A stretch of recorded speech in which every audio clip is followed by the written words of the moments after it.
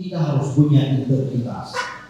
Dengan punya integritas, maka orang akan tumbuh kepercayaan kepada kita sebagai inspektorat. Ini harus dipahami kawan-kawan inspektorat. Wakil Gubernur Aceh membuka rapat koordinasi telaah sejawat eksternal di lingkungan APIPS Aceh 10 November 2025 bertempat di Aula Kantor Bupati Landing Aceh Utara.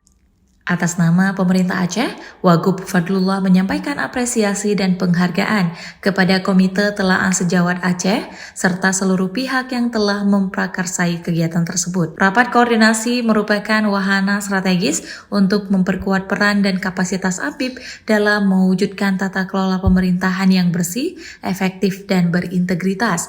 Fadlullah menegaskan, melalui mekanisme ini, setiap inspektorat dapat saling belajar, saling menilai, dan saling memperbaiki untuk memastikan bahwa fungsi pengawasan berjalan sesuai dengan standar profesional, akuntabel, dan juga berorientasi pada peningkatan kinerja pemerintahan daerah. Lebih lanjut, Fadlullah menegaskan bahwa pemerintah Aceh sedang berupaya memperkuat akuntabilitas dan transparansi pengelolaan keuangan daerah, termasuk dalam mendukung pencapaian target reformasi birokrasi dan penyelenggaraan pemerintahan yang berdaya saing.